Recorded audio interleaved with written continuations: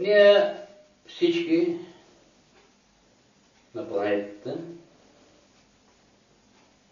сме свидетели на едно съвсем ново явление. Някои го наричат система, някои го наричат безконтактно карате. Аз го наричам САИ – самоотбрана с интелект.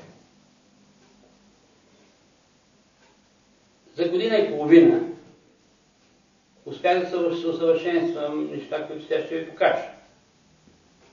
Но наблюдението ми за другите, които са представители на това явление, че ние по едни и същи стъпки вървим и се развиваме горе-долу еднакво, с неголеми разлики. И в цялата тази история много ми е неприятно да ви кажа, че това явление се развива и ще придобие невероятни размери. Аз, въпреки че владея тези способности, съм много недоволен, че се е проявило подобно нещо в нашия живот. Подобна сила. Защото представете си един град. 5 човека.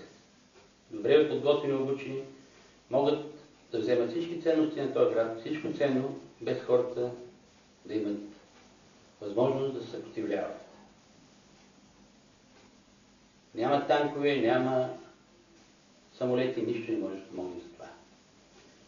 И затова, след като се е появило и не мога да го прекъсна и да го спра, аз смятам да го развия в едни размери, които няма да дадат възможност на който и да прави каквато и да е инвазия. Почваме поредица от клипове, които са много показателни за характера на това явление.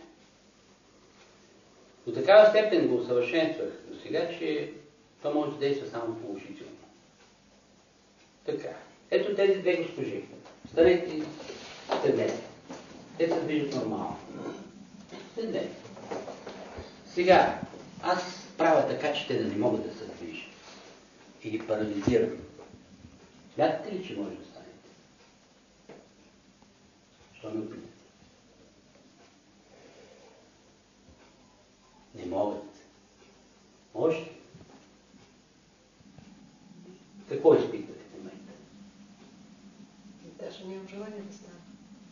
И не можеш да станеш. Ти? И аз не мога да стана.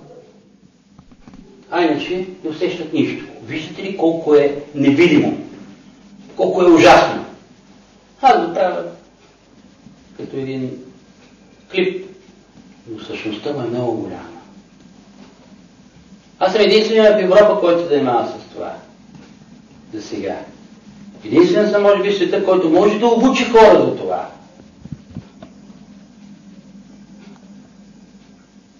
Можете да стане?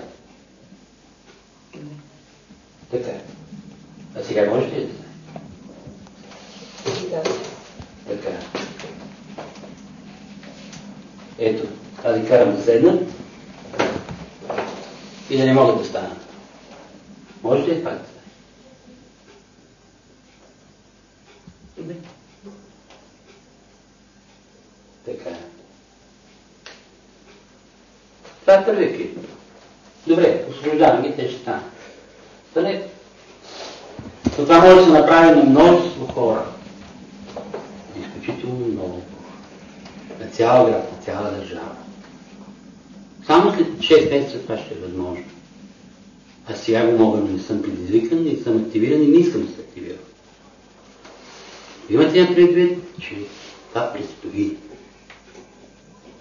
Сега ви предупреждавам, после няма да имате време да ви предупреждават.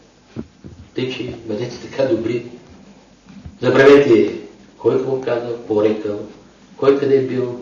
Не хвърляйте огромна енергия за глупости. Сръчете се в неща, които идват.